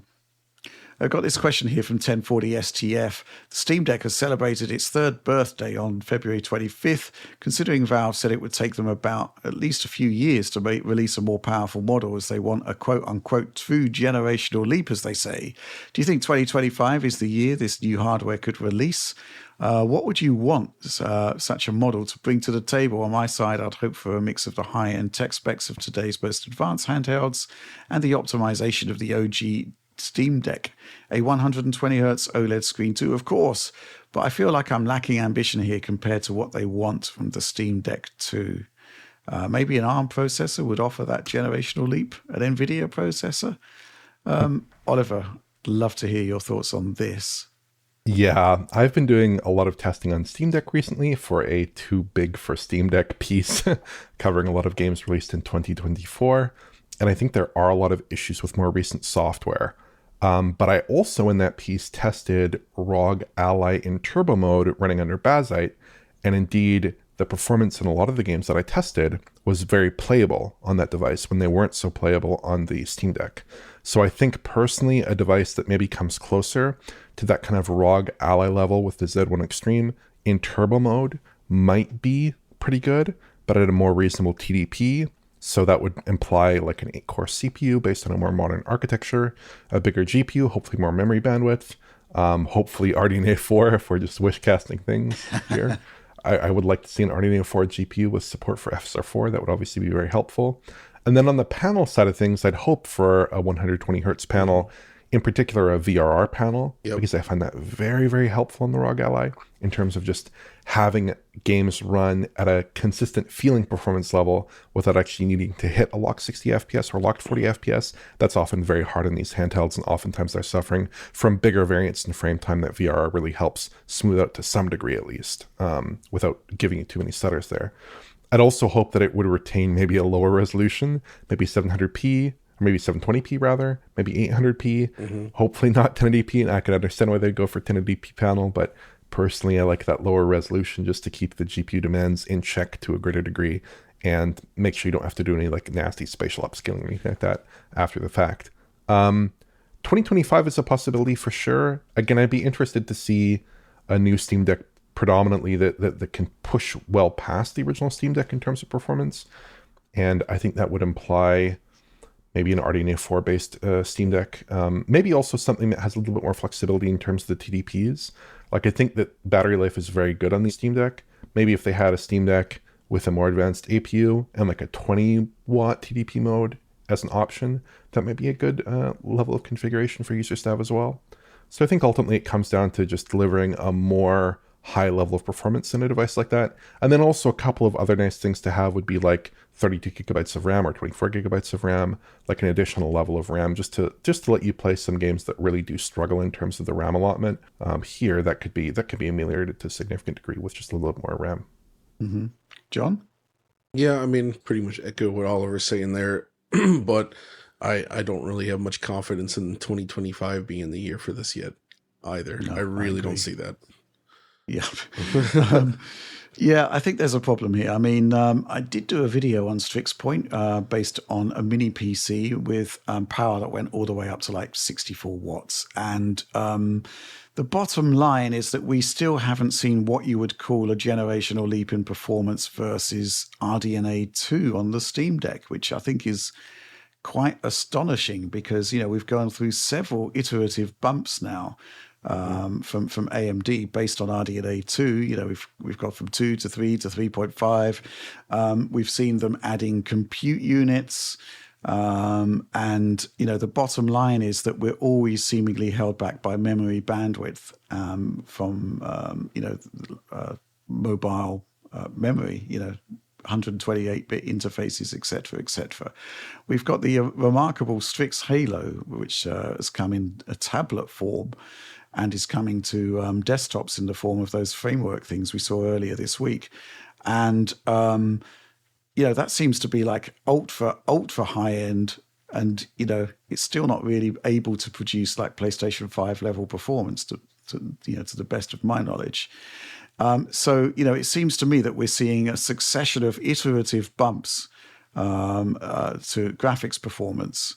And even on the CPU side, all of these PC handhelds have twice as many cores as the Steam Deck, and they're getting progressively better Ryzen architectures. But they don't seem to be offering huge generational leaps over what the Steam Deck does, which I think is quite astonishing for gameplay, that is, by the way. I think it depends a lot on the game there. Like with the title like Space Marine 2, which is horribly CPU limited. Right. You can look at scenarios where the ROG Ally is almost doubling the frame rate. Okay, well, that's it has cool. so much more CPU horsepower. So it definitely does depend on the game there. But certainly there are a lot of games that don't really take much advantage of a Zen 4 CPU with 8 cores relative to the Zen 2 CCD in the Steam Deck for sure. But yeah, it depends on the game, I would say. And literally all of these new iterative bumps that have come since Steam Deck have required more power in order to actually make use of the extra silicon, which has been problematic. I think Valve are looking for a genuine successor to the Van Gogh processor. And there isn't one yet, and I don't see one on the roadmap for this year.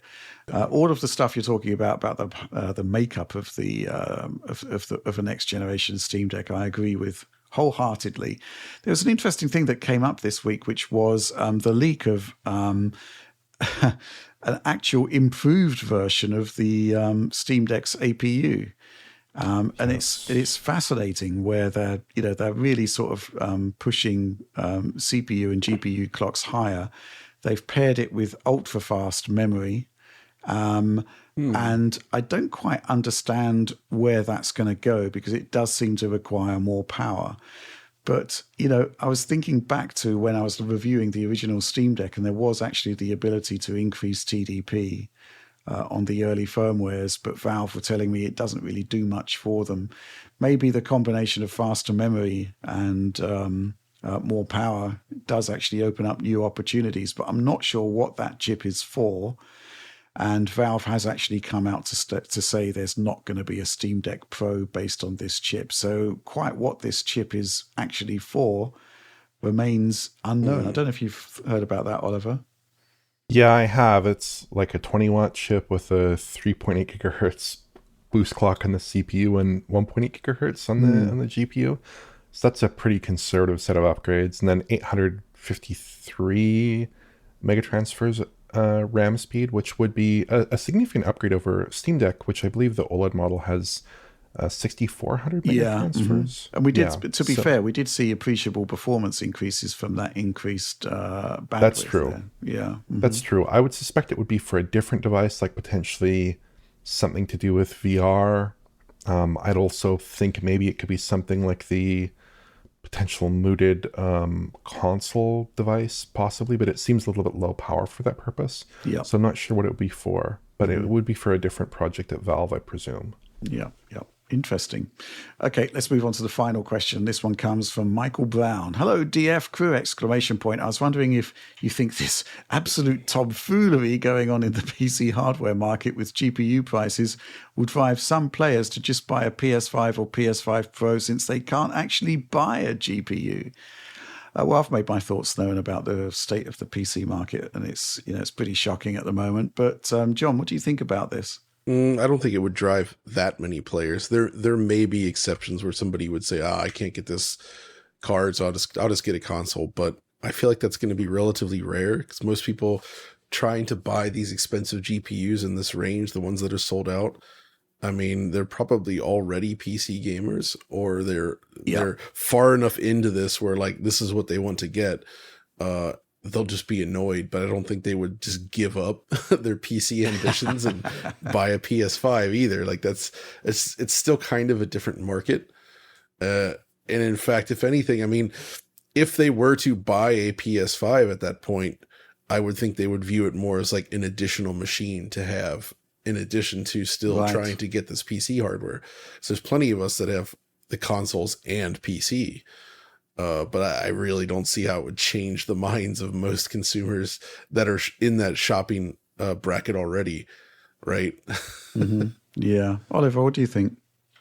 Well, like John said, it takes a certain kind of consumer to be trading off decisions between consoles and PC. Personally, I do fall into that bucket, but a lot of players, they want to play a game on a desktop kind of environment, or they want to play a game in a living room environment, and they want more customizability, or they're playing games that are well suited to PC, like World of Tanks or something. I don't know. There are lots of different kinds of games that are more well suited to one platform or another, and they may not be trading off specifically on hardware power necessarily.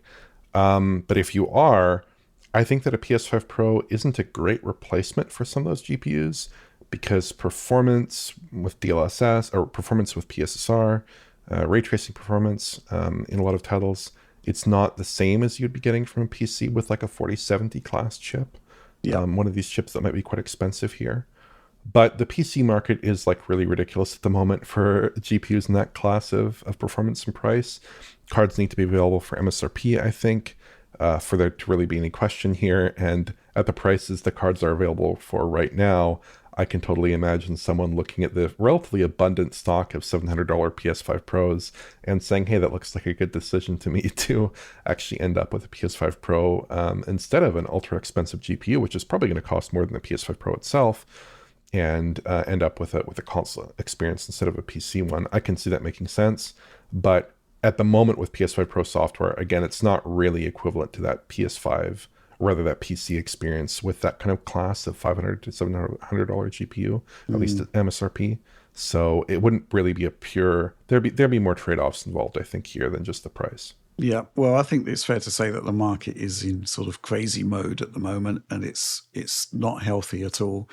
With that said, though, I don't feel that a PC user is going to leave behind the PC ecosystem that, and all of the games that they built up to move onto a console. That just doesn't really make sense to me. Maybe if the next gen Xbox does run Steam, then there may be some arguments to be had there where people could bring over their games. I also think that there isn't really a problem with GPU availability. There's a problem with availability of new GPUs. I mean, the whole concept of being a PC user is that you can upgrade yourself, and therefore a lot of people are going to be selling their old GPUs, so you buy it on the used market. That's kind of the nature of the beast. And I'm looking now at used prices for like the 2080 Ti, which is still a reasonably capable GPU, and it's under £300. I was just actually looking at eBay for this, and I was kind of, this is off on a tangent. Somebody is selling modified 2080 Ti's with 22 gigabytes of VRAM over the 11 gigabytes of the original, which, they're charging a pretty penny for it. It's like £460 here, but I kind of want to see that, because pretty much the only disadvantage of buying a 2080 Ti as a cheap used buy is that 11 gigs is obviously better than 8. But it is still somewhat limiting for some of today's games. But, there are always going to be GPUs available. I guess the knock-on effect, though, is that if you've got an expensive new GPU, this raises the prices of the used market. It's just sort of common sense there. But the concept that somebody would move over to PlayStation from PC and leave behind their library of games, I think that's probably a bit too much to ask for. I don't really think it's going to happen, but an interesting conceit nonetheless, because there's certainly no shortage of getting hold of PlayStation 5s or even PS5 Pros at this point, or Xboxes for that matter. So yeah, I just think it's the concept that you can't take your games with you. That's probably the major limiting factor, even putting aside all of the advantages and differences that there are between the concept of PC and console gaming. Anyway, that was the last question. Therefore, it's the end of the show. So please do like, subscribe, share on the off chance you enjoyed it. Ring bells for notifications. But please do consider supporting the DF Supporter Program. High quality video downloads of everything we do and have done since late 2016. Chance to access our amazing community. Early access to this show. The chance to help shape this show. It's all really good stuff. But that's all from us on this one. Thanks for watching and supporting Digital Foundry, and we'll see you next week.